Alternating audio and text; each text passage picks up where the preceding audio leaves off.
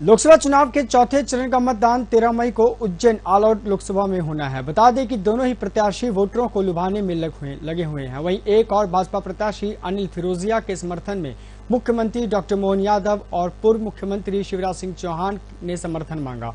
वहीं दूसरी तरफ कांग्रेस के महेश परमार के लिए प्रदेश अध्यक्ष जीतू पटवारी और पूर्व उप मुख्यमंत्री सचिन पायलट ने भी सभा की।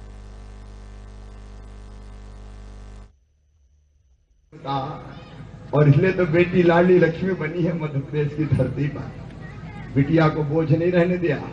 ये देखो कितनी प्यारी बेटी गोद में बैठी है। हमारी बेटियों का भविष्य संवरे और बेटे भी आगे बढ़े।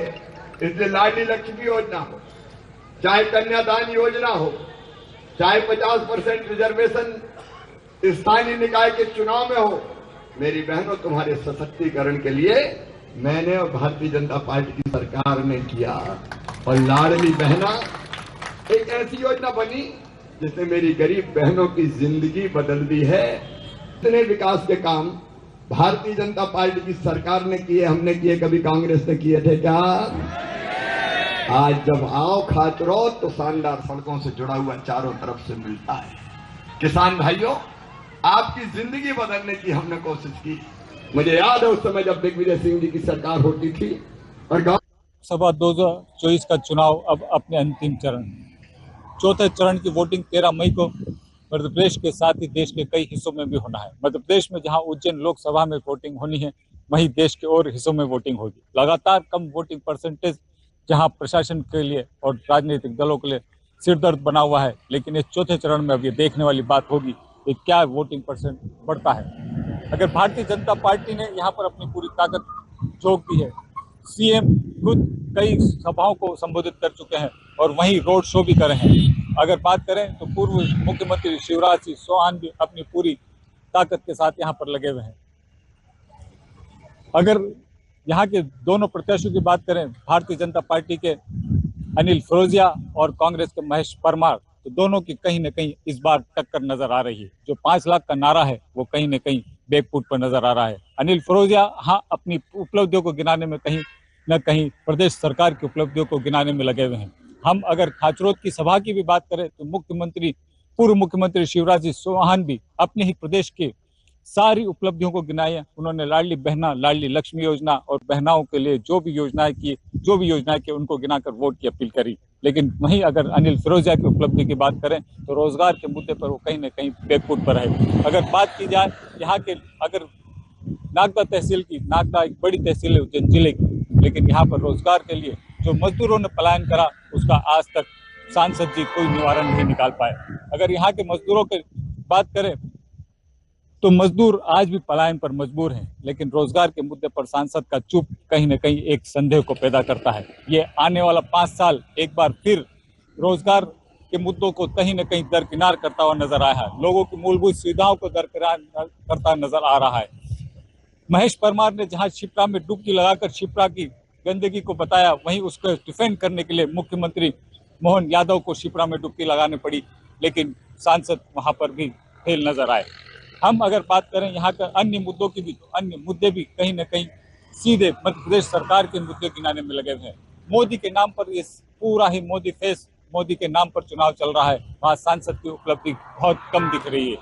अगर यहाँ पर हम इंफ्रास्ट्रक्चर की बात करें, रोड की बात करें, रोडों के यहाँ पर अगर उज्जैन से लेकर जावरा की रोड की बात करें तो उज्जैन जावरा रोड जो 2 बनी हुई है, यहाँ पर तकरीबन 1 साल के अंदर 160 से ज्यादा एक्सीडेंट की मौतें हो चुकी हैं।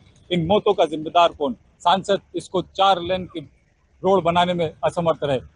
अपने 40 किलो वजन कम करने के गडकरी के फैसले के बावजूद भी आज भी 4000 करोड़ का अगर उनका ये था कि गडकरी जी ने कहा था कि हम 4000 करोड़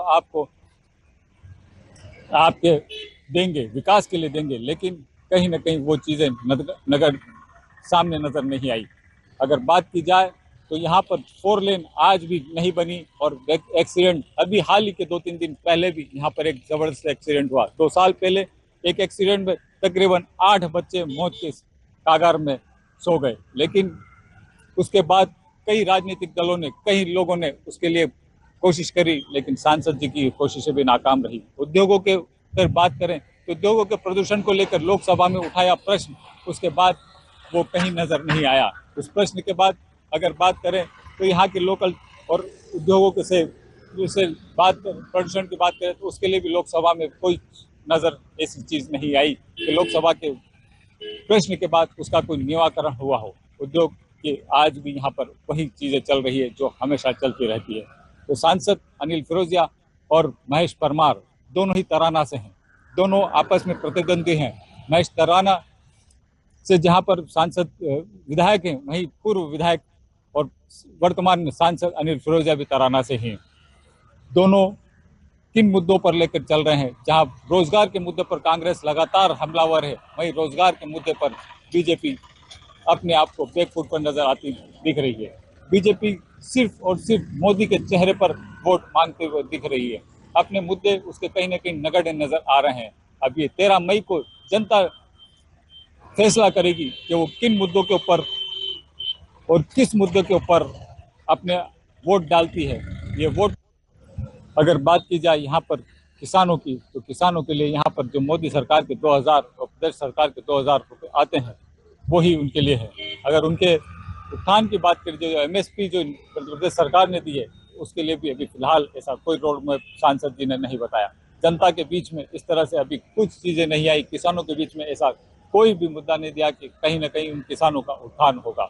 वहीं अगर युवाओं की बात करें तो युवाओं के लिए ऐसा कोई रोड मैप नजर नहीं आया धरातल पर कि दोनों तरफ से कहीं ना कहीं युवाओं का कुछ हो। अगर भर्तियों की बात करी जाए तो यहाँ पर भर्तियां लगातार पिछड़ती हुई दिख रही हैं। यहाँ भर्तियों क्या एकदम नगण्यता से है, भर्तियां नहीं हो रही है। उद्योगों की बात करके उद्योगों में भी भर्तियां नहीं है।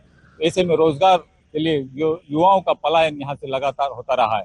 अब ये 13 मई को देखने वाली बात होगी कि किस तरह से यहाँ पर वोटिंग होती है, या वोट परसेंट बढ़ता है। ये वोट परसेंट बढ़ने के बाद ही आगे मालूम पड़ेगा, क्योंकि यहाँ पर महेश परमार कांग्रेस से और वहीं अनिल फिरोजिया एक बार फिर बीजेपी से खड़े हुए हैं। दोनों की टक्कर अब 4 मई के रिजल्ट को डिसाइड करेगी और 13 तारीख को हुए वोटिंग परसेंट से ही मालूम पड़ेगा कि कौन किस ऊंट किस करवट बैठता है, कौन कितने मतों से जीतता है। मैं राशिद खान, साधना न्यूज के लिए नागदा से।